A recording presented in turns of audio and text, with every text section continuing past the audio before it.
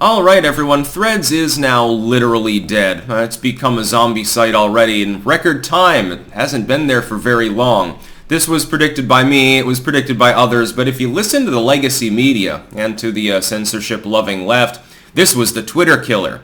Twitter/X now will go the way of the dinosaur. Mark Zuckerberg has decided we've got Dark Zuckerberg. There were memes approaching the cringe level of Dork Brandon, by the way. Is going to destroy Elon Musk, who is the evil fascism enabler, with Threads. Meta's Threads will win the day. That's what you heard if you went through the legacy media there for a couple of weeks, but it only took a couple of weeks before the site began to go into decline. Their peak user base is now down 80%. Last week it was 70%. Next week in total it might be 85-90%. It wouldn't surprise me. The problem is that when you have a site that's heavily loaded with inactive accounts, it starts to look like a ghost town now, doesn't it? Well, this page has 10,000 people on it, but you've got 2 active users. It doesn't look good. The concept never really made sense, and this is why I think it'll continue to die. Zuckerberg has come out and said, well, we're going to retool things and provide a number of updates. We've played this game before. This is exactly how it worked with Facebook. It'll rise up in due time. No, it won't. That's what he's saying to keep investors aboard on a losing proposition. That's what he's doing to not get egg on his face and make the entire Meta brand look weak, because the only thing in his portfolio at this point that's genuinely working on a big level is Instagram. Snapchat is like, oh, it's got competitors. It's one of a number of powers in that arena. Facebook is becoming a ghost town. It's more like MySpace now, ironically.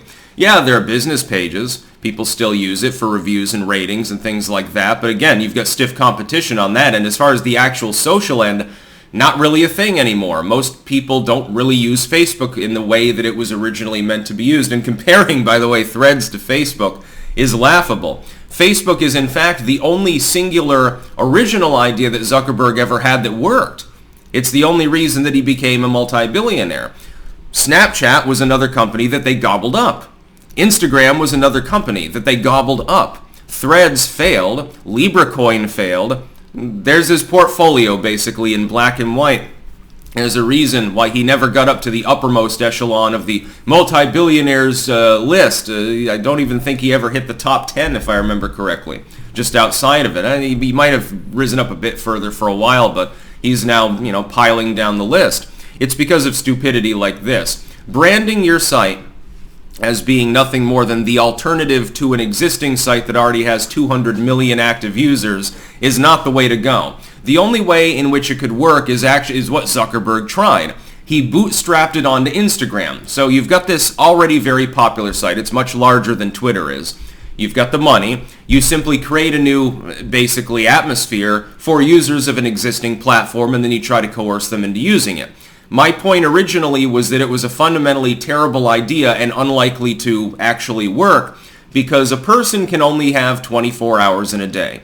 They allocate a certain amount of their day to doing things on social media, vlogging, making content, absorbing content, whatever. Maybe it's 30 minutes a day, maybe it's 3 hours a day. Maybe, as in some people's cases, it's 10 hours a day. Depending on the demographic, their employee, and so forth, maybe more or less.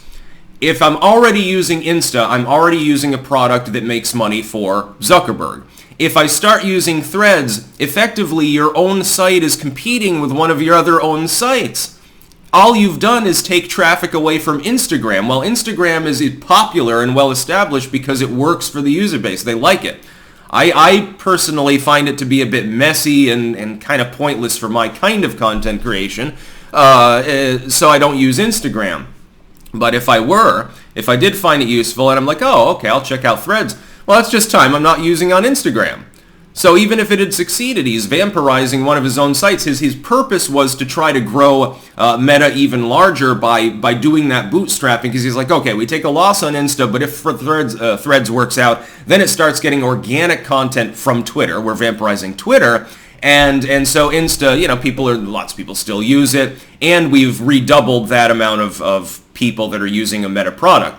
But it didn't work. You're down 80%, and talking about retooling the site and quickly rolling out new functions, it's not going to work because it's already become a zombie site. I wouldn't invest in Meta right now. Zuckerberg's main idea of note was Facebook. That's the last time he had an original idea that really truly worked out, other than the decision to gobble up other companies that he sees potential in. Elon has entered that arena.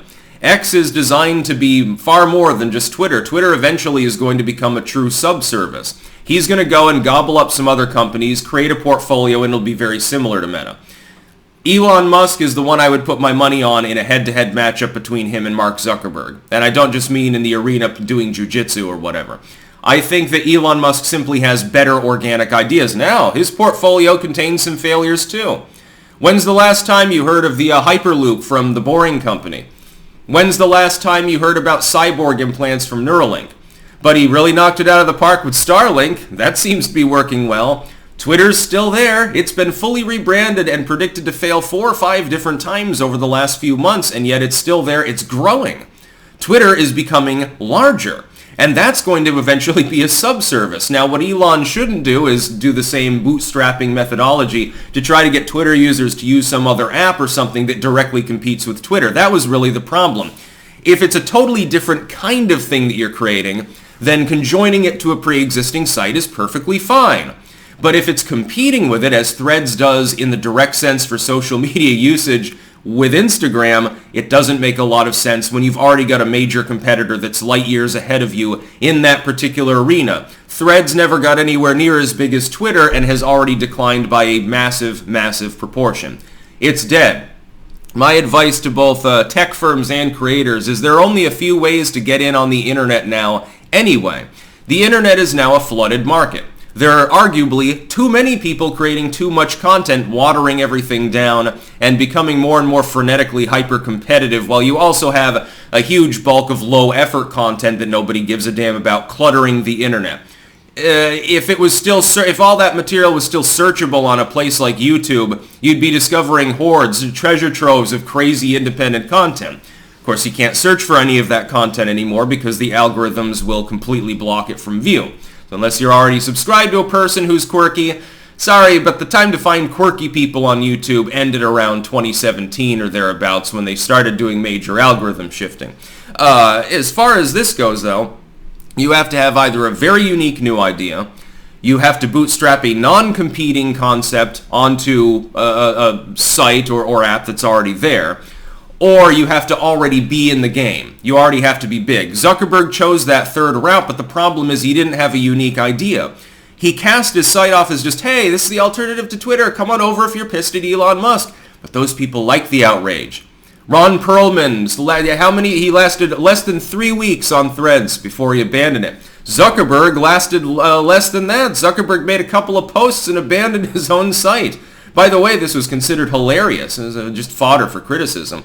No, I wouldn't be investing with any Meta product at this point. I would be investing, if I was going to invest with, a conglomerated sort of tech firm, it'd be with Twitter. I would still point out the hilarious irony that in only a few short months, Gab will be once again larger than Threads.